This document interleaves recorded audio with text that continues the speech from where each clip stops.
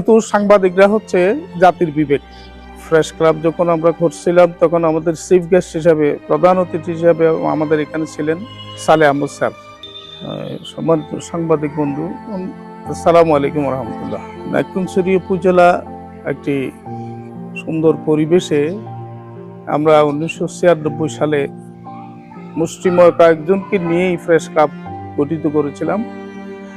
আমাদের press club যখন আমরা করছিলাম তখন আমাদের চিফ গেস্ট হিসাবে, প্রধান অতিথি হিসাবে আমাদের এখানে ছিলেন নাইক্ষ্যংছড়ি হাজী এম এ কালাম কলেজের তখনকার প্রিন্সিপাল সালেহ আহমদ স্যার। ওনাকে চিফ গেস্ট করে আমরা আমাদের প্রেস ক্লাব উদ্বোধন করে আমাদের সাংবাদিকদের কার্যকলাপ আমরা শুরু করেছিলাম।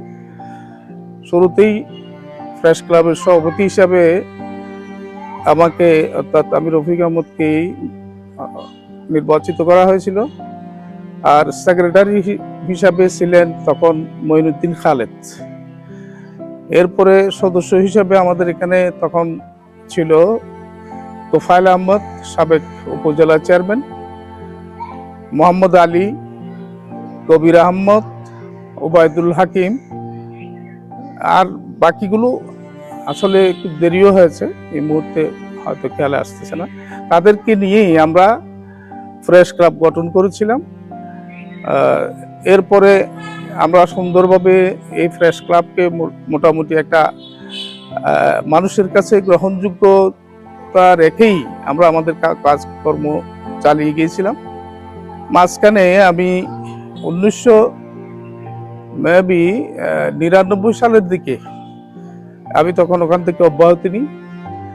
দেখলাম যে প্রেস ক্লাবকে কলুষিত করার জন্য কিছু হলুদ সাংবাদিক, যারা বিভিন্নভাবে মানুষের কাছ থেকে টাকা নিয়েছে, বিভিন্ন অফিস আদালত থেকে টাকা নিয়েছে, এগুলো দেখে আমি মূলত এদের এই কার্যকলাপগুলো মেনে নিতে না পেরে 99 সালের দিকেই, শেষের দিকেই আমি প্রেস ক্লাব থেকে অব্যাহতি নিই। এরপরে আওয়ামী লীগের তখনকার সভাপতি যিনি ছিলেন সানাউল্লাহ মাতব্বর আবার এই প্রেস ক্লাবকে সংগঠিত করেছিল। তাদের কার্যক্রম তেমন বেশি দিন চলে নাই, বোধহয় 1 বছর কি 1.5 বছর। এরপরে অনেকটা ইয়াতে ছিল। এরপরে আবার এই নতুন করে এখন যারা প্রেস ক্লাবকে নিয়ে কাজকর্ম করতেছে, তারা এরপরেই তারা সংগঠিত হয়ে প্রথম হামিদ বাইশারির সেই সভাপতি হয়েছিল। এরপরে ধারাবাহিকভাবে এখন সেই আমিনুল ইসলাম সভাপতি হয়েছে।